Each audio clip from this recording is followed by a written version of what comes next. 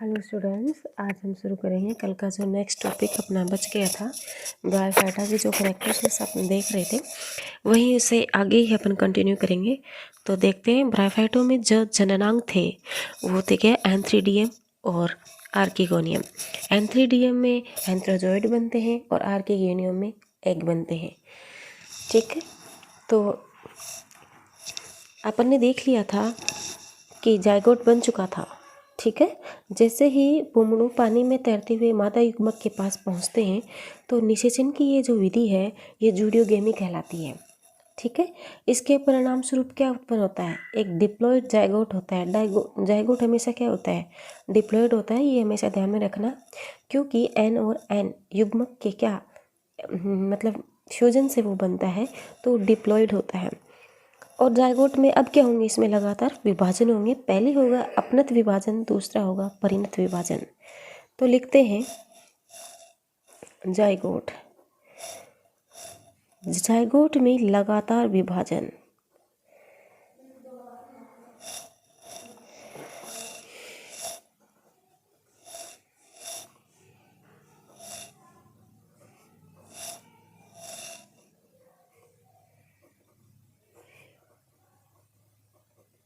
अपनत्व विभाजन का मतलब होता है पहले ट्रांसवर्स फिर वर्टिकल होते हैं।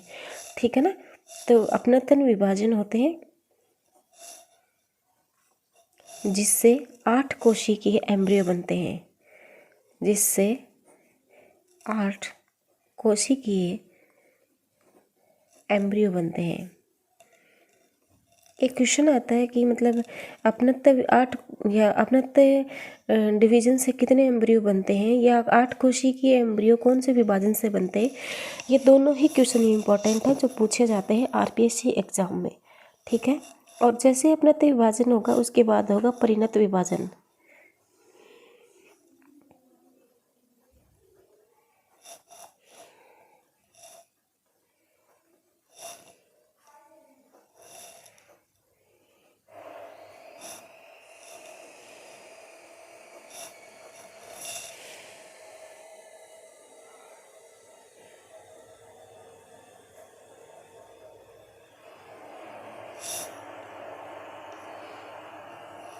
और परिणत विभाजन से 16 कोशिकीय एम्ब्रियो बनता है।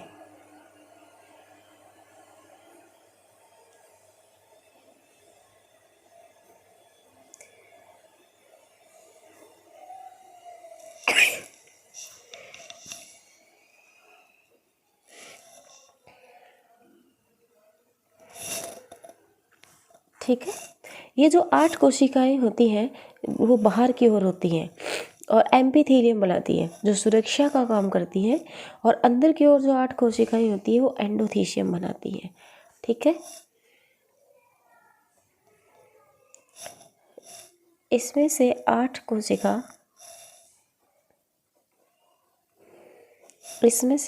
कोशिका जो बाहर की ओर होती है, जो बाहर की ओर होती है एम्पिथीशियम बनाती है।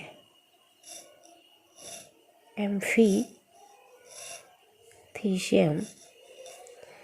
बनाती है।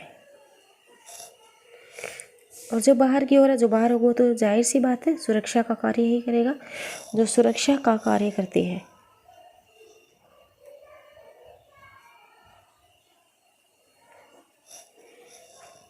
और अंदर की ओर जो 8 कोशिकाएं होती है, अंदर की ओर 8 कोशिकाएं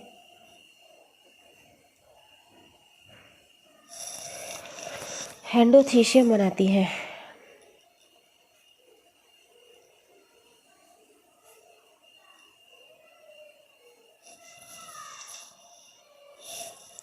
ठीक है, एंडोथीशियम में अब ये जो एंडोथीशियम है में कुछ कोशिकाएं स्टेराइल होती हैं, जो क्या कहती है, नर्स सेल बनाती है। नर्स सेल जो क्या होते हैं, स्पोरोजेनेसिस द्वारा स्पोर का फॉर्मेशन करती है, जो क्या करती हैं, स्पोर को न्यूट्रिशन देने का कार्य करती हैं। जो नर्स सेल होती हैं, स्पोर है इसको न्यूट्रिशन देने का कार्य करती हैं, और जैसे ही वो स्पोर को न्यूट्रिशन देती हैं, उस न्यूट्रिशन देके नष्ट हो जाती हैं, खत्म हो जाती हैं।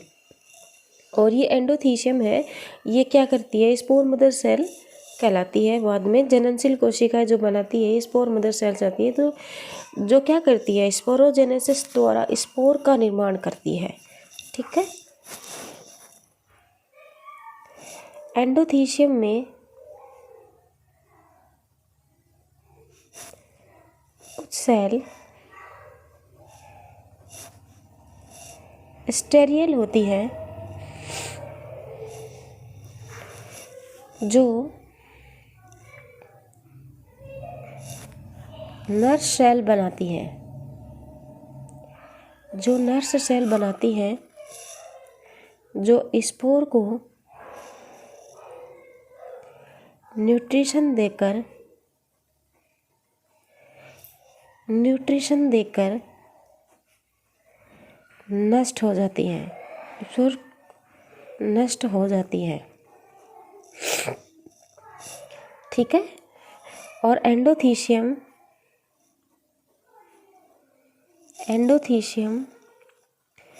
की जननशील कोशिका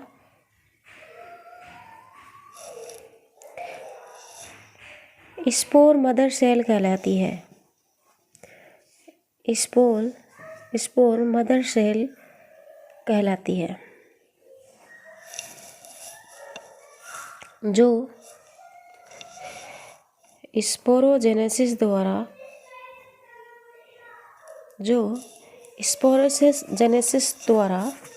स्पोर फॉर्मेशन करती हैं। स्पोर का मतलब होता है बीजाणु।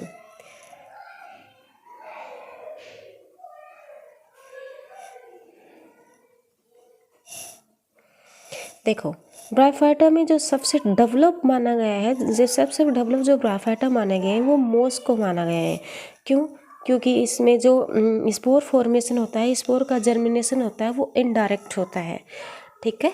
स्पोर्स क्या होते हैं कि पत्ती लाइक संरचना, जिसमें सबसे पहले क्या हुई थी, पत्ती लाइक संरचना देखने को मिलती थी, वही मोस है।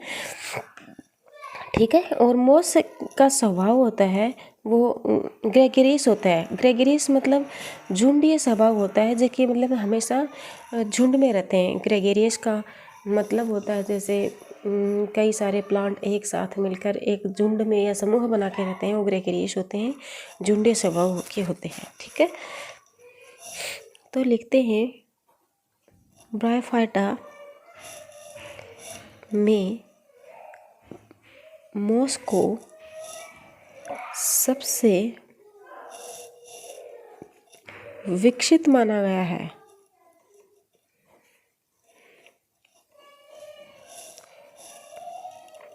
क्योंकि इनमें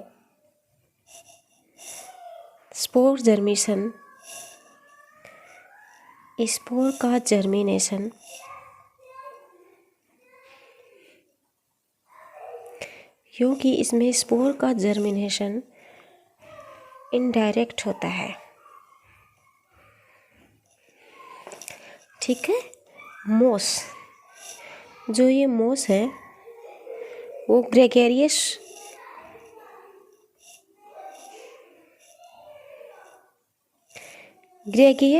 स्वभाव के होते हैं। ग्रेगरियस मतलब झुंड। ठीक है। ये हमेशा समूह में रहते हैं।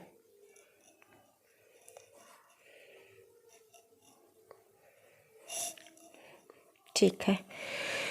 एक जो क्वेश्चन है वो आरपीएससी सेकेंड ग्रेड 2014 में पूछा गया था कि ब्रायोफाइटा में जो गैमेटोफाइट पीढ़ी होती है वो प्रभावी है, दीर्घजीवी होती है, जबकि स्पोरोफाइट पीढ़ी होती है ना, वो क्या होती है, अप्रभावी होती है और अल्पजीवी होती है। तो यही प्रश्न पूछा गया था कि ब्रायोफाइटा में प्रभावी कौन सी पीढ़ी होती है, तो प्रभावी कौन होता है, गैमेटोफाइट या स्पोरोफाइट। तो गैमेटोफाइट है जो स्पोरोफाइट पे क्या होता है, प्रभावी होता है। ठीक है। और ये भोजन के लिए, आवास के लिए और प्रकाश संश्लेषण के लिए स्पोरोफाइट और गेमेटोफाइट पर आश्रित रहता है। तो इसमें प्रभावी कौन है? गेमेटोफाइट, क्योंकि ये पीढ़ी होती है वो गेमेटोफाइटिक पीढ़ी होती है। एक तो एल्गी है, एक ब्रायोफाइटा है, दोनों ही गेमेटोफाइट हैं। और उसके जो आगे हैं वो स्पोरोफाइट हैं, जैसे टेरिडोफाइटा है, जिम्नोस्पर्म है और एंजियोस्पर्म है। ये तीनों ही क्या होते हैं? स्पोरोफाइट होते हैं। ठीक है। ब्रायोफाइटा में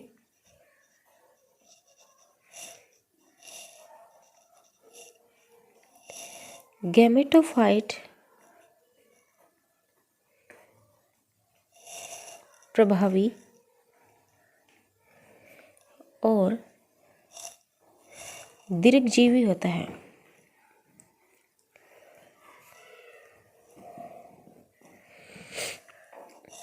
जबकि स्पोरोफाइट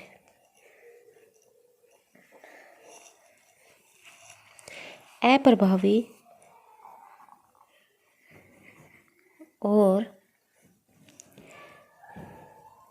अल्पजीवी होता है। अर्थात स्पोरोफाइट भोजन, आवास, प्रकाश संश्लेषण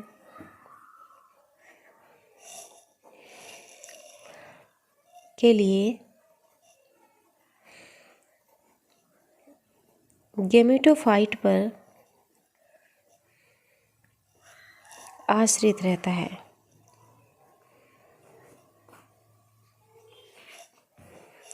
ठीक है। तो ये जो गेमेटोफाइट है, ब्रायोफाइटा है, जो जिसमें एक प्लांट होता है रिक्शिया। रिक्शिया का जो संपूर्ण प्लांट है वो क्या होता है? रिप्रोडक्टिव होता है, मतलब जननशील होता है। जैसे तथा इसका जो स्पोरोफाइट है वो कैप्सूल का बना होता है। ठीक है।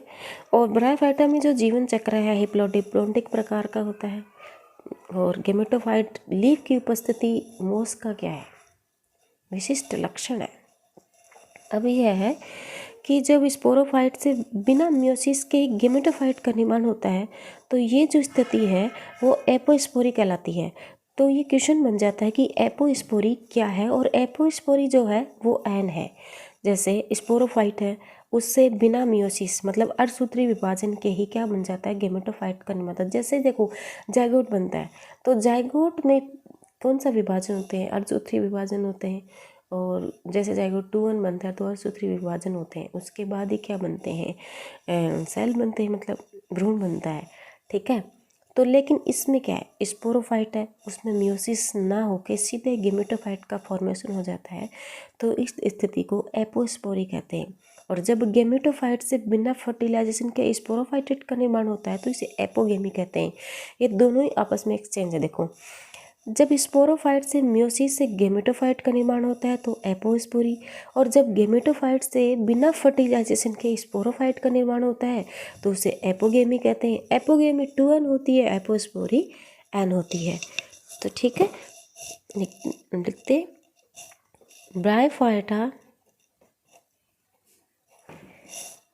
ब्रायोफाइटा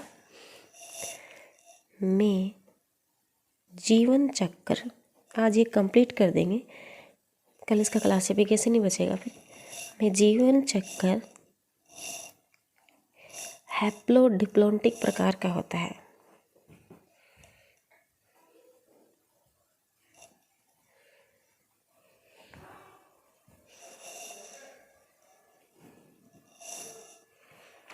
ठीक है। और लीफ की उपस्थिति होती है ना, वो मोस का विशेष लिखना। देखो, जब स्पोरोफाइट से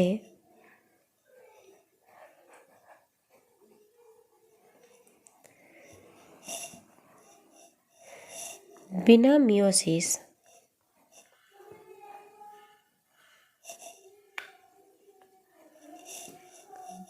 के गेमेटोफाइट का निर्माण होता है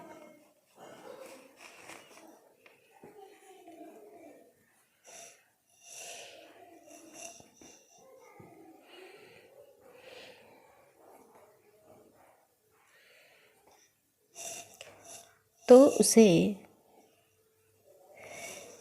एपोस्पोरी कहते हैं।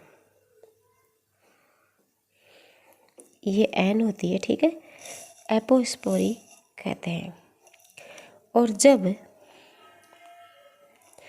गेमेटोफाइट से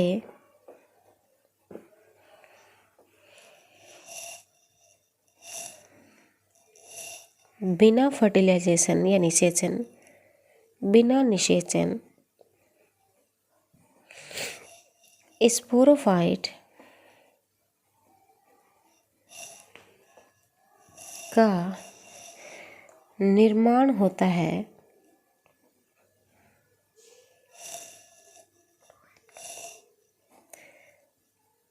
तो उसे एपोगेमी कहते हैं।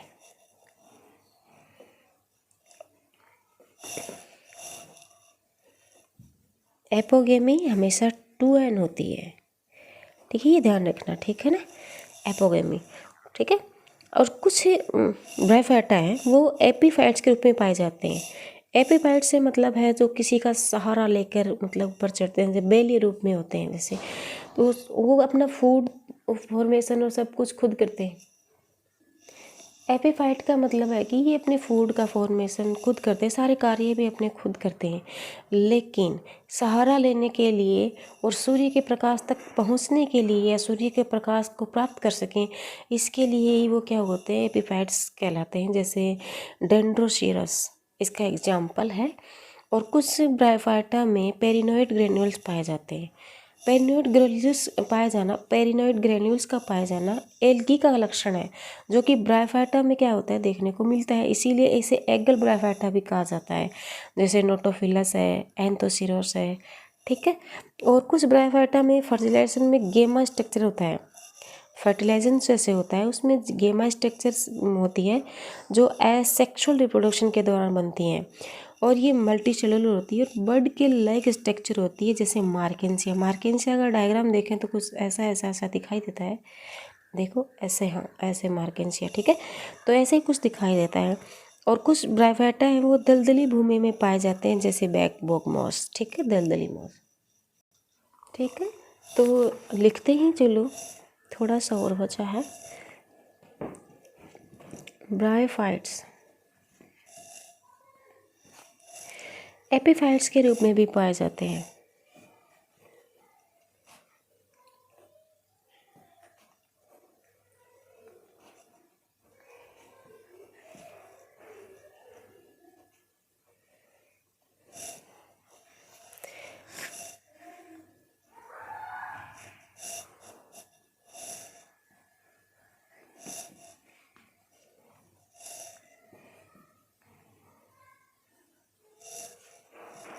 ठीक है।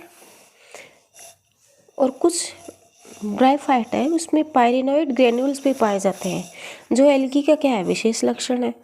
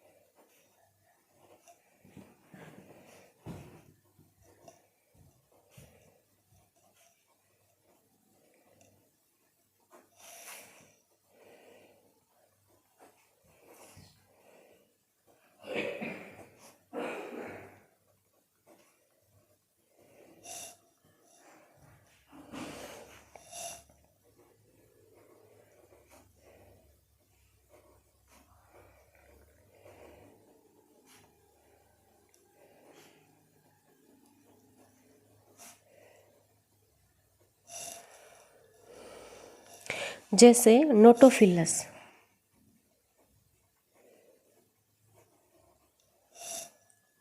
ठीक है, और एंथोसिरोस।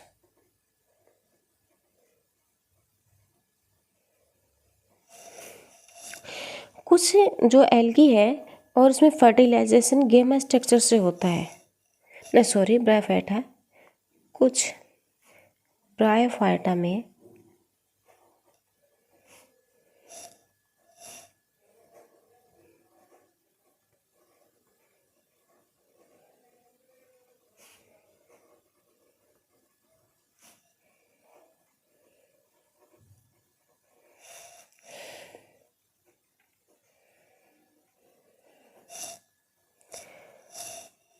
जो एसेक्सुअल रिप्रोडक्शन के दौरान बनते हैं।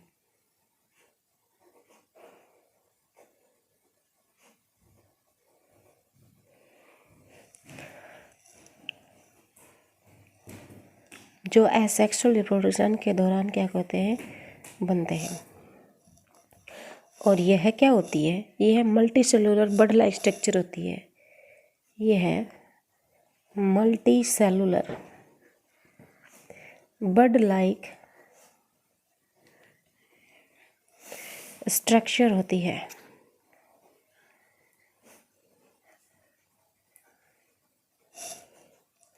जैसे मार्केंसिया, एग्जाम्पल देखें तो है मार्केंसिया।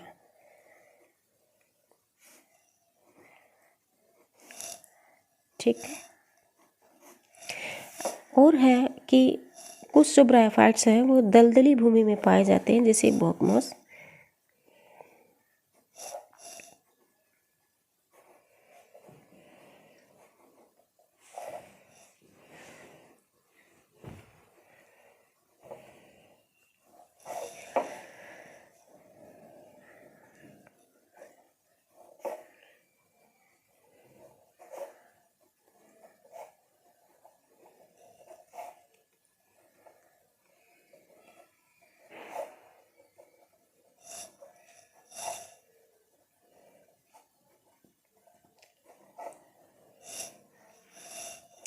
इसे दलदली मॉस भी कहते हैं।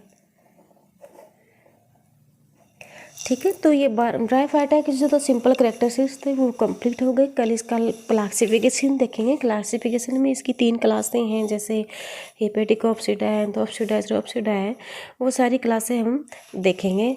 तो थैंक यू फॉर वॉचिंग, और मेरे चैनल को सब्सक्राइब करें, लाइक करें, कमेंट करें। Okay, bye.